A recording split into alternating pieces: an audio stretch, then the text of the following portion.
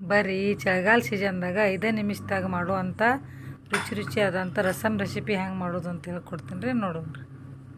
ಇವೆಲ್ಲ ಮಸಾಲೆಗಳನ್ನು comment box ಒಳಗೆ ಹಾಕಿರ್ತೀವಿ, ಒಂದ್ಸರಿ ಚೆಕ್ ಮಾಡ್ಕೊರಿ.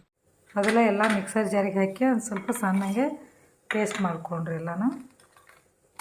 ಎಲ್ಲ ಮಸಾಲೆ ಒಂದು ಸ್ವಲ್ಪ ಸಣ್ಣಗೆ ಎಲ್ಲನೂ ರುಬ್ಕೊಂಬರೋದು ಇದ್ರಾಗ ಹಾಕಿ.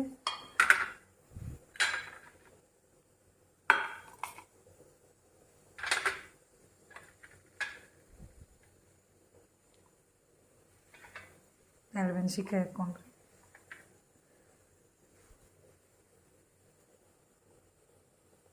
ನೋಡ್ರಿ, ಈಗ ಇದು ಪೇಸ್ಟ್ ಆಗೈತ್ರಿ. ಹಿಂಗೆ ಸಣ್ಣಗೆ ಪೇಸ್ಟ್ ಮಾಡಿ ಇಟ್ಕೋಬೇಕ್ರಿ ಇದನ್ನು ರುಬ್ಕೊಂಡು. ಬರ್ರಿ ಇದಕ್ಕೀಗ 1 ಚಮಚ ಎಣ್ಣೆ ಹಾಕ್ಕೊಂಡ್ರಿ. ಎಣ್ಣೆ ಕಾದ್ಮೇಲೆ ರೀ 1 ಮೆಣಸಿನ್ಕಾಯಿ ಕಟ್ ಮಾಡಿದ್ದು ಒಣ ಮೆಣಸಿನ್ಕಾಯಿ ರೀ ಒಳಗೆ ಸೇರಿಸ್ಕೋಬೇಕ್ರಿ. ಮತ್ತು ಒಂದು ಸ್ವಲ್ಪ ಕರಿಬೇವು ಸೇರಿಸ್ಕೋಬೇಕ್ರಿ. ಎರಡೂ ಚೆನ್ನಾಗಿ ಒಂದು ಸ್ವಲ್ಪ ಚಡ್ಪಟ್ ಅನ್ನೋ ಹಂಗೆ ಫ್ರೈ ಮಾಡ್ಬೇಕ್ರಿ.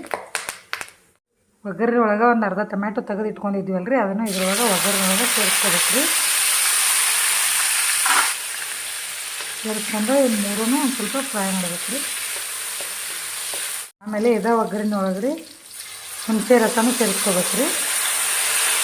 ಈಗ ರುಬ್ಬಿಟ್ಕೊಂಡಿರ್ತೀವಲ್ಲ ರೀ ಪೇಸ್ಟ್, ಅದನ್ನು ರುಬ್ಕೊಂಡಿರೋ ಪೇಸ್ಟ್ನ ಇದಕ್ಕೆ ಮಿಕ್ಸ್ ಮಾಡ್ಕೋಬೇಕ್ರಿ.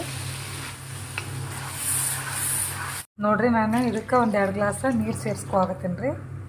ಸೇರಿಸ್ಕೊಂಡು ಹಿಂಗೆ ಇದನ್ನು ಸ್ವಲ್ಪ ಚೆನ್ನಾಗಿ ಮಿಕ್ಸ್ ಮಾಡ್ಕೋಬೇಕ್ರಿ ಎಲ್ಲನೂ. ಆಮೇಲೆ ರೀ ಇದಕ್ಕೆ ರುಚಿಗೆ ತಕ್ಕಷ್ಟು ಒಂದು ಸ್ವಲ್ಪ ಅರಿಶಿನ ಹಾಕ್ಬೇಕ್ರಿ. ಸ್ವಲ್ಪ ಕಲರ್ ಬರ್ಬೇಕ್ರಿ ಇದಕ್ಕೆ. ಮತ್ತು ಸ್ವಲ್ಪ ರುಚಿಗೆ ತಕ್ಕಷ್ಟು ಉಪ್ಪು ಹಾಕ್ಕೋಬೇಕ್ರಿ. ಈಗ ನೋಡಿರಿ, ಇದನ್ನು ಭಾಳ ಹೊತ್ತು ಕುದಿಸ್ಬಾರ್ದ್ರಿ. ಹಿಂಗೆ ಒಂದು ಸ್ವಲ್ಪ ಕುದಿ ಬಂದಿಂದ್ರಿ ಸ್ವಲ್ಪ ಹಿಂಗೆಲ್ಲ ಮಿಕ್ಸ್ ಮಾಡ್ಬೇಕ್ರಿ. ಇದನ್ನು ಮಿಕ್ಸ್ ಮಾಡಿ ಇದಕ್ಕೆ ಸ್ವಲ್ಪ ಕೊತ್ತಂಬರಿ ಸೇರಿಸ್ಕೋಬೇಕ್ರಿ.